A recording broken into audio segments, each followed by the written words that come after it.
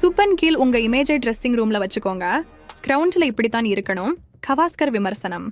Australia அணிக்கு எதிரான 3வது டெஸ்ட் போட்டியில் இந்திய வீரர் சுப்மன் கில் ஆட்டம் இழந்தது குறித்து இந்திய லெஜெண்ட் சுனில் கவாஸ்கர் விமர்சனம் செய்திருக்கிறார். இந்திய அணி ஆஸ்திரேலிய அணிக்கு எதிரான 3வது டெஸ்ட் போட்டியில் 51 ரன்கள் முக்கிய 4 விக்கெட்டுகளை இழந்திருக்கிறது. இதில் ஸ்டார்க் வீசிய முதல் ஓவரில் ஜெய்ஸ்வால் மற்றும் கில் இருவரும் தங்கள் விக்கெட்டை பொறுப்பற்ற முறையில் விளையாடி கொடுத்துவிட்டு சென்றார்கள்.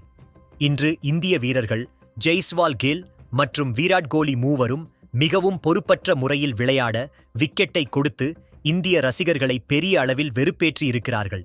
விராட் கோலி வழக்கமாக ஆப் ஸ்டெம்புக்கு வெளியில் செல்லும் பந்தை விரட்டி ஆட்டம் இழப்பது போலவே இந்த முறையும் ஆட்டம் இழந்தார். இதற்கு முன்பாக கில் ஸ்டார்க் வெளியில் வீசிய ஒரு பந்தை ஸ்லைஸ் செய்யச் சென்று தேவையில்லாமல் விக்கெட்டை இழந்தார். முதல் ஓவரில் 2 விக்கெட்டை இழந்தது இந்திய அணிக்கு பெரிய நெருக்கடியை உருவாக்கியது. இதற்கு பிறகு விராட் கோலியின் பொறுப்பற்ற முறையில் விளையாடியதால் இந்திய அணி 4 முக்கிய விக்கெட்டுகளை இழந்துவிட்டது. கில் ஆட்டம் இழந்த விதம் குறித்து சுனில் கவாஸ்கர் பேசும்பொழுது, கில், உங்களுடைய இமேஜை நீங்கள் ட்ரெஸ்ஸிங் ரூமில் விட்டுவிடுங்கள். நீங்கள் செட் ஆவதற்கு முன்பாக சில ஷாட்டுகள் மிகவும் அபாயமானவை. மேலும் உங்களால் விக்கெட் எப்படி செயல்படுகிறது என்பதையும் அறிந்து கொள்ள முடியாது. கில் செய்தது ஒரு மோசமான ஷாட் செலக்ஷன்.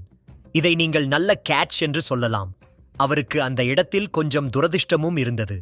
அந்த பந்தை அவர் விட்டுவிடலாம். அது கீப்பருக்கு சென்றிருக்கும். இவர் பெவிலியனுக்கு செல்லாமல் இருந்திருக்கலாம் என்று கூறியிருக்கிறார்.